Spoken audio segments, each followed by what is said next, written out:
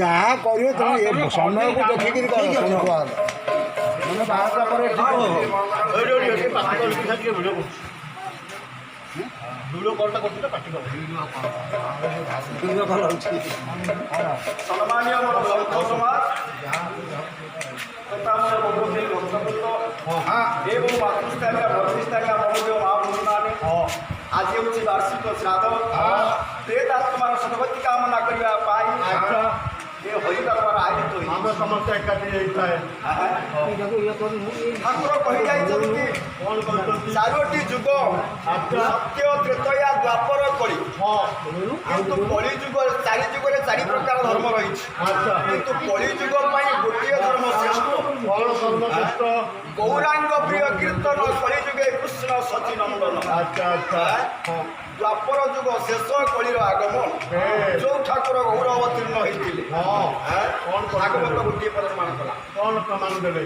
କହିଲା ଦ୍ୱାପର ଯୁଗ ଶେଷ କାଳରେ ବାଇ ମନ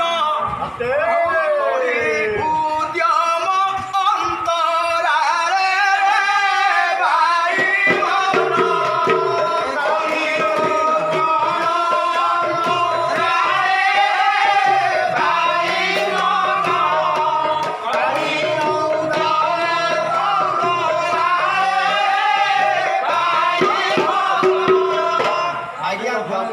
ଶେଷ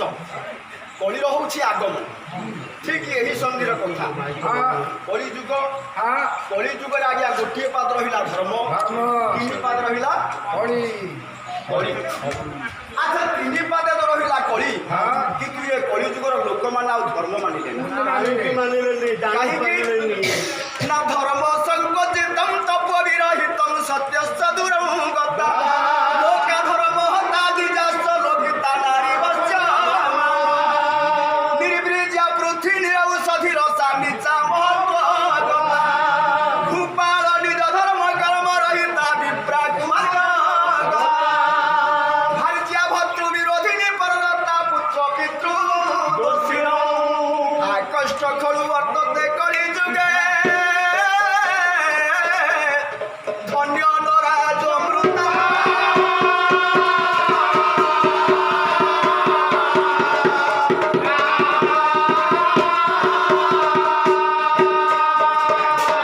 ସମ୍ମାନୀୟ ପଣ୍ଡିତ ସଭା କଳି ଯୁଗରେ ଧର୍ମ ସଂକୋଚିତ ହେଇଗଲା ଅଧର୍ମର ଢେଉ ଆଜ୍ଞା ପ୍ରବଳ ହୋଇ ଉଠୁଛି ଆପଣମାନେ ସମସ୍ତେ ଅନୁଭବ କରୁଥିବେ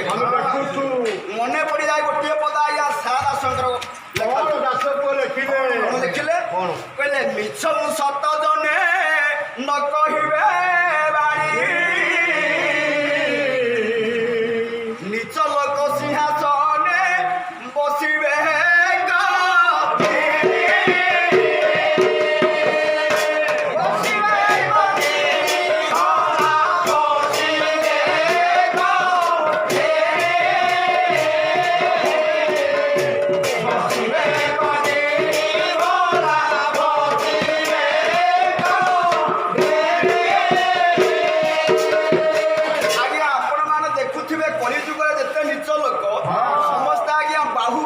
सिंहासन अधिकार किंतु आज्ञा से भागवत कहला सत्यव्रत जे नथिब काहारी मिथ्याए ठकाए जीवेटी मरी सत्य हि कालरे बुड़ी न जीव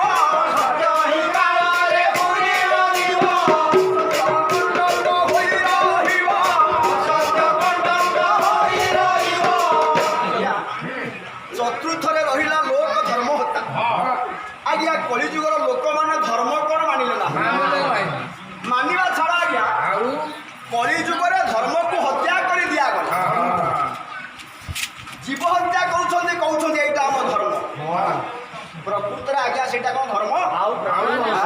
कौन से निजर कर्म को लोक धर्म बोली माने करनी जीव हत्या कहउछन्ति एटा हम धर्म मानिबू किंतु आज्ञा ये धर्म प्रकृत धर्म हूँ कौन ଆଜ୍ଞା ଭାଗବତ ଅନୁଷ୍ଠାନ ଭାଗବତ ପ୍ରାପ୍ତି ପାଇଁ ଯୋଉ କର୍ମ କରାଯାଏ ଆଜ୍ଞା ସେଇଟା ହଉଛି ପ୍ରକୃତ ଧର୍ମ କୁହାଯାଏ। ଆମେ ଯୋଉ ବିଭିନ୍ନ ପ୍ରକାର ଲାଳସାରେ ମାତି ଯାଇଥାଏ ଏଗୁଡାକ ଧର୍ମ ନୁହଁ ନା ସୁଧର୍ମ ନୁହଁ ଆଉ ସୁନ୍ଦର ଭାବରେ ତୁଳସୀ ଗୋଟିଏ ପଦ ରାମଚରିତ ମାନସରେ କହିଛନ୍ତି କହିଲେ କହିଲେ ସକଲିକା ଲକା ଠିନଉରଗାରି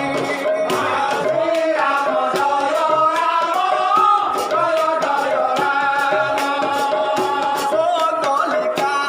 ଲକା ଠିନଉରଗାରି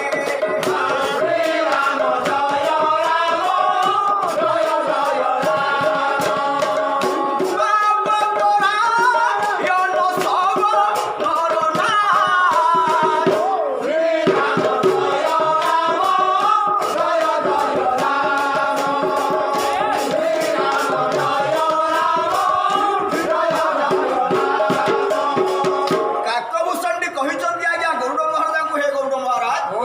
ଇଏ କଳି ଯୁଗରେ ଯେତେ ଜନ୍ମ ହେବେ ସମସ୍ତେ ଆଜ୍ଞା ପାପ ପରାୟଣ ହୋଇଥିବେ ପ୍ରତ୍ୟେକ ଘରେ କଳି ଯୁଗେ ନୌରାହା ପୁଣ୍ୟ କର୍ମ ବିବର୍ଜିତା ଏଇଥିପାଇଁ ବ୍ୟାସ ବି ବାରମ୍ବାର ଭାଗବତରେ କହିଛନ୍ତି ଭାଗବତରେ କଣ କହିଛନ୍ତି କହିଲା ଏ ଘର କଳି ଯୁଗ ରୀତିରେ ବାଇ ମନ ଆଉ ଲୋକେ ହୋଇବେ ଦୁଷ୍ଟ ମତିରେ ବାଇ ମନ ଲୋକେ ହୋଇବେ ଦୁଷ୍ଟ ମତିରେ ବାଇ ମନ ଲୋକେ ହୋଇବେ ଦୁଷ୍ଟ ମତିରେ ବାଇ ମନ ଆଉ ଅଗମେ କରିବେ ଗମନ ହେ ବାଇ ମନ ନିତିବେ ନିଗମ ବଚନ ହେ ବାଇ ମନ ନିତିବେ ନିଗମ ବଚନ ହେ ବାଇ ମନ ନିତିବେ ନିଗମ ବଚନ ହେ ବାଇ ମନ ଆଜ୍ଞା ଏଣୁ ହୋଇବେ ଅପାୟୁଷ ହେ ବାଇ ମନ ପ୍ରବେଶ କଳେ ଯିବେ ନାଶ ହେ ବାଇ ମନ ଆଜ୍ଞା ପ୍ରାପ୍ତେ ଘୋର କଳିଯୁଗ ନୌରାହା ପୁଣ୍ୟ କର୍ମ ବିବର୍ଜିତା ବ୍ୟାସ ଯୋଉ କଥାଟା କହିଛନ୍ତି ସେଇଟା ଠିକ ଆଜି ଆମେ ଧର୍ମକୁ ଆଣି ସମ୍ପ୍ରଦାୟତରେ ମିଶେଇ ଦେଲା ସମ୍ପ୍ରଦାୟ କଣ ଅଭିରାମ ପରମହଂସ କହିଲେ କଳି ଯୁଗରେ ଭାଇ 956 ପ୍ରକାର ଧର୍ମ ସୃଷ୍ଟି କଲେ ଧର୍ମ କଣ ଗୋଟିଏ ନାରୀ ଧର୍ମ ବୀର ଧର୍ମ ଖ୍ରୀଷ୍ଟ ଧର୍ମ ମୁସଲମୀ ଧର୍ମ ହିନ୍ଦୁ ଧର୍ମ ବୌଦ୍ଧ ଧର୍ମ ଶୈବ ଧର୍ମ ଏଇଭଳି ଆଜ୍ଞା 956 ପ୍ରକାର ଧର୍ମ ସୃଷ୍ଟି କଲେ ସେ କହିଲେ ଭାଇ ଏଗୁଡାକ ଧର୍ମ ନୁହେଁ ଏଗୁଡାକ ହଉଛି ସମ୍ପ୍ରଦାୟ ଯଦି ଏଗୁଡାକ ସମ୍ପ୍ରଦାୟ ଏଗୁଡାକ ଧର୍ମ ନୁହଁ ତାହେଲେ ଧର୍ମ ଆଉ କାହାକୁ ଆମେ କହିବା ସେ ଅଭିରାମ ପରମହଂସ ସୁନ୍ଦର ଭାବରେ ଗୋଟିଏ ପଦ ଲେଖିଛନ୍ତି କହିଲେ ଚକ୍ରଧର ଚନ୍ଦ୍ର ମୁଖ ଜାଗର କର ହେ ଚକ୍ରଧର ଚନ୍ଦ୍ର ମୁଖ ଜାଗର କର ହେ ଚକ୍ରଧର ଚନ୍ଦ୍ର ମୁଖ ଜାତକ ପରି ଚାହିଛି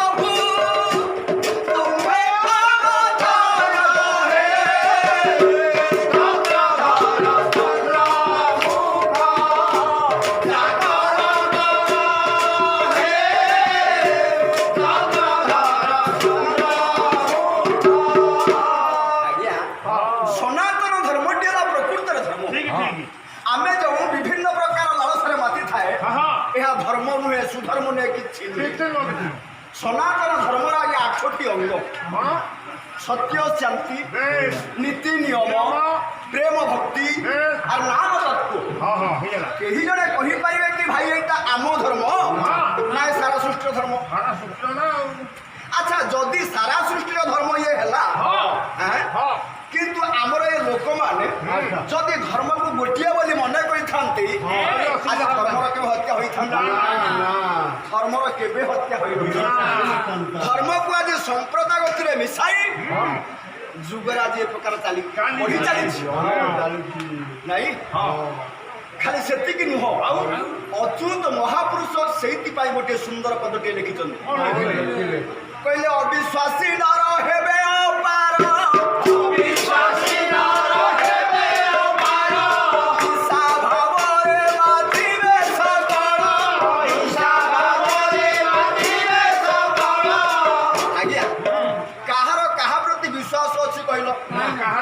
কলি যুগরে অথচ স্ত্রীর স্বামী প্রতি বিশ্বাস অছি স্বামীর স্ত্রী প্রতি বিশ্বাস অছি বাপর পুଅ প্রতি বিশ্বাস অছি ঝিওর বাপ প্রতি বিশ্বাস অছি তেণু আজ্ঞা কলি যুগরে কাহা প্রতি কাহার বিশ্বাস নাই সমস্তে আজ্ঞা অবিশ্বাসর পাত্র হিসাবে জগন্নাথ সেইপাই কহিলে কহিলে